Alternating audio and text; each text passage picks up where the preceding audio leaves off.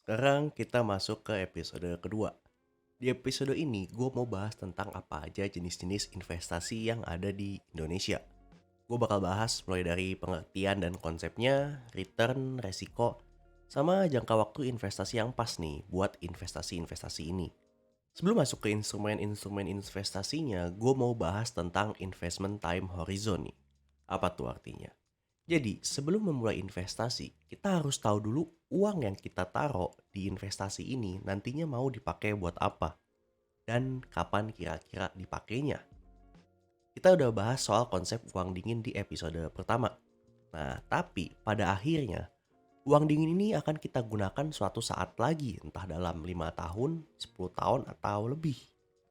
Dan setiap instrumen investasi ini ada time horizonnya masing-masing. Kayak misalnya, deposito yang di lock 6 bulan. Kalau uang dingin kalian akan dipakai 7 atau 8 bulan ke depan, maka deposito ini tuh cocok buat kalian. Nah, kalau contohnya pakai deposito gini kan enak ya. Jangka waktunya tuh fix 3 bulan, 6 bulan. Masalahnya, gak semua instrumen investasi ini punya waktu yang fix nih kapan hasilnya bisa kita panen. Kayak misalnya saham atau properti. Kita nggak tahu nih kapan harga mereka akan naik. Di sini gue juga nemu piramida time horizon investment nih yang menurut gue bagus dan bisa dijadiin patokan. Jadi bisa dibilang nggak semua uang dingin itu cocok sama semua jenis investasi. Kita perlu tahu dulu nih, kira-kira ini uang dingin kapan mau dipakainya supaya nanti dicocokin sama instrumen investasinya. Oke, langsung aja ke instrumen yang pertama nih, tabungan. Sebenarnya konsep dari tabungan ini tuh gimana sih? Kenapa kita bisa naruh uang di bank, tapi bank itu ngasih atau balikin uang kita dengan jumlah yang lebih? Emang nggak rugi ya si banknya ini? Ya jelas enggak lah ya. Karena model bisnis dari perbankan ini simpelnya itu untuk memutarkan uang. Muterin uang di sini itu jadi bank menghimpun uang-uang dari nasabahnya dan menyalurkannya lagi ke nasabah-nasabah lain yang membutuhkan uang atau kredit. Misalnya mau kredit mobil, KPR, kredit tanpa agunan, dan lain-lain. Karena bunga kredit yang ditawarkan bank ini lebih besar daripada bunga tabungan atau bunga deposito, maka ada selisih di antara keduanya nih. Selisih ini nih yang nantinya menjadi keuntungan buat pihak bank. Baik lagi ke tabungan. Buat tabungan itu sendiri, gue mau bedain jadi dua nih. Ada tabungan di bank konvensional sama tabungan di bank digital. Ya sebenarnya sama-sama tabungan sih. Kalau tabungan di bank konvensional ini rasanya nggak bisa disebut sebagai investasi ya. Karena kalau kita lihat, returnnya itu kecil banget. Bahkan bisa 0% kalau tabungan kalian itu di bawah nominal tertentu. Beda halnya sama tabungan di bank-bank digital, kayak misalnya tuh Cbank, Bank Neo, dan lain-lain. Mereka bisa memberikan return sebesar 6% hanya dengan naruh uang di rekening. Udah gitu ada juga yang bunganya itu cair setiap hari. Jadi lebih semangat ya, karena rasanya duit kita tuh bertambah nih setiap harinya nih. Lalu untuk returnnya sendiri, karena tabungan itu variatif banget, ada banyak banget bank yang bisa kita pilih buat nabung atau buat naruh uang kita. Biasanya range-nya itu dari 0% sampai 6% yang gue tahu. Kalau di bank konvensional, biasanya bunga yang ditawarin bank-bank gede itu lebih kecil dibandingin bank-bank yang skalanya lebih kecil. Ini terjadi karena faktor resiko ya. Kalau bunga nabung di bank yang gede atau kecil itu sama aja, buat apa orang nabung ke bank yang skalanya lebih kecil? Kan resiko buat mereka pilot atau collapse lebih besar dibandingin bank-bank buku 4 misalnya kayak Bank BCA, Bank BRI, Mandiri, dan lain-lain. Kedua, ada deposito berjangka. Kalau dari sisi konsep deposito ini sebenarnya mirip sama tabungan. Tapi bedanya, kalau deposito itu ada jangka waktu nyimpennya nih. Jadi, uang kita disimpan untuk jangka waktu tertentu. Kenapa di deposito ini bunganya lebih besar dari tabungan biasa? Balik lagi ke model bisnis perbankan. Coba bayangin di suatu bank A, ada total 1 miliar uang tabungan konsumen. Dan di bank B, ada total 1 miliar uang deposito konsumen yang jangka waktunya 1 tahun. Kira-kira dari dua posisi ini, bank mana yang berani memberikan kredit lebih banyak ke nasabahnya? Ya, jawabannya bank B ya. Kenapa bank B? Karena di bank A itu modal mereka berupa tabungan dari nasabah. Karena bentuknya tabungan, maka sewaktu-waktu itu bisa ditarik sama nasabahnya.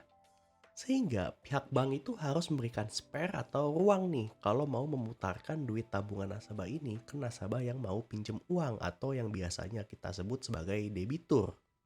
Karena kalau terjadi rush money atau keadaan di mana banyak nasabah mau narik uang di saat yang bersamaan, maka tuh pihak bank masih bisa memberikan uang nasabahnya. Beda halnya sama deposito. Karena uangnya itu dikunci selama periode waktu tertentu, maka bank bisa lebih berani buat muterin lebih banyak nih uang nasabahnya. Uang yang perlu disisain juga buat konsumen atau buat nasabah kalau sewaktu-waktu mau narik duit itu lebih sedikit dibandingin tabungan biasa. Karena nasabah yang melakukan deposito menaruh uangnya itu untuk jangka waktu tertentu. Ya, bisa dibilang kemungkinan untuk rush money-nya itu lebih kecil dibandingin tabungan biasa. Buat deposito ini sendiri, returnnya itu bervariatif banget sama kayak tabungan. Biasanya dimulai dari 0% sampai 8% kalau yang gua tahu. Buat bank-bank konvensional, bisa dilihat bunganya itu ya nggak menarik ya. Beda sama bank-bank digital nih, bisa 7% kalau di Cbank. Tapi satu hal yang perlu kita tahu, yaitu ada lembaga yang namanya LPS. Lembaga yang menjamin simpenan nasabah. Gimana kalau bank tersebut gak sanggup balikin duit nasabahnya, nanti ada LPS yang bisa ngegantiin sebesar sekian, gue kurang tahu jumlahnya. Tapi di LPS ini, aturannya itu bunga yang ditawarkan oleh suatu bank gak boleh lebih dari tingkat bunga penjaminan. Ya, tapi gue gak tahu juga ya, kalaupun LPS ngeganti, tahu sendiri ya pemerintah kita apakah pasti diganti? Kira-kira penggantiannya berapa lama nih? Oke, lanjut, ketiga ada obligasi. Obligasi ini biasa juga disebut sebagai surat utang dan bisa diterbitkan oleh pemerintah ataupun perusahaan.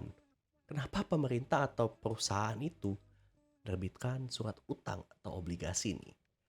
Jadi, suatu perusahaan kalau mereka mau ekspansi otomatis perlu yang namanya uang ya. Tahu lah ya semuanya kenapa butuh uang. Misalnya mau menambah modal atau melakukan pemekaran nih di daerah-daerah lain. Sehingga butuh gudang nih suatu perusahaan nih. Nah, ini semua itu butuh yang namanya uang. Buat si perusahaan, bisa dapetin uang itu ada dua cara. Pertama itu berhutang, atau kedua menjual kepemilikan perusahaannya. Obligasi atau surat utang ini adalah pilihan yang pertama. Jadi perusahaan atau pemerintah itu berutang kepada pihak lain, contohnya masyarakat, dengan rate kupon atau bunga sekian persen dalam jangka waktu tertentu. Jadi misalkan ambil contoh ORI 19 nih. Bisa dilihat returnnya 5,57% per tahun dipotong pajak. Terus kupon atau bunganya ini dibayarkan setiap bulan dengan tenor 3 tahun. Jadi nanti saat tenornya habis itu baru uang kita akan dikembalikan sesuai nominal investasi serta kuponnya di bulan tersebut. Nah, sebelum di akhir periode kita tuh dibayarin bunganya per bulan. Di obligasi ini sendiri kita bisa lihat secara jelas nih teori high risk high return. Misalkan return yang diberikan ORI ini 5,57%. Jauh lebih kecil daripada obligasi perusahaan, misalkan PT AB Sinarmas Multifinance nih. Gua nggak tahu juga PT apa. Yang bisa mencapai 11%. Perbedaan return ini disebabkan karena resiko gagal bayar dari obligasi PT AB Sinarmas Multifinance ini lebih besar daripada negara Indonesia. Udah jelas lah ya.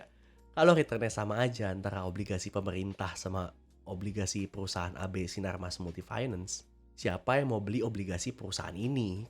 Kalau dari sisi resiko aja jauh lebih aman gitu ya beli obligasi retail Indonesia. Nggak usah pakai perhitungan apa-apa juga cukup. Logika juga bisa. Ya, intinya yang lebih tinggi resiko gagal bayarnya, maka bunganya itu lebih besar biasanya. Dan karena tiap perusahaan itu resikonya berbeda-beda, maka ada namanya rating obligasi. Kayak misalkan rating AAA atau rating BB dan lain-lain. Untuk mengetahui kualitas dari obligasi tersebut. Kemudian kalian jangan salah nih, yang namanya perusahaan itu bisa banget yang namanya gagal bayar atau pilot PKPU. Jadi resiko dari obligasi itu sendiri ya gagal bayar. Buat beli obligasi ini sendiri, biasanya itu kita bisa tanya ke bank atau sekuritas. Tapi sekarang ini buat beli obligasi ORI terutama itu udah bisa di aplikasi-aplikasi kayak Bibit, Reksa, dan lain-lain. Next ada reksadana. Apa sih maksudnya reksadana? Oh banyak jenisnya ya. Ada reksadana pasar uang, reksadana pendapatan tetap, reksadana saham, reksadana campuran, dan masih banyak lagi. Jadi intinya, reksadana ini adalah wadah yang dipergunakan untuk menghimpun dana nih dari masyarakat pemodal untuk selanjutnya diinvestasikan ke dalam instrumen investasi oleh manajer investasi. Nah, manajer investasi ini biasanya tuh berupa perusahaan. Contohnya Sukor, Manulife, BNI Asset Management, Shailendra, dan masih banyak lagi. Dan masing-masing manajer investasi itu memiliki beragam produk yang masing-masing produk itu fokus kepada suatu instrumen investasi. Misalnya, reksadana pasar uang. Di sini manajer investasi hanya mengalokasikan dananya atau aset under manajemennya ke instrumen investasi deposito dan obligasi dengan jatuh tempo kurang dari 1 tahun. Kemudian reksadana pendapatan tetap, yaitu manajer investasi yang melakukan investasi sekurang-kurangnya 80% dari asetnya itu ke dalam surat utang. Dan terakhir reksadana saham, yaitu manajer investasi yang melakukan investasi sekurang-kurangnya 80% nih dari asetnya ke dalam ekuitas. Sebenarnya dari sini banyak produk-produk turunan dari reksadana ya, kayak misalnya reksadana indeks, reksadana syariah, dan lain-lain. Tapi intinya ya 3 tadi. Untuk return dari reksadana ini pastinya beda-beda ya. Reksadana pasar uang biasanya di kisaran 2-6%.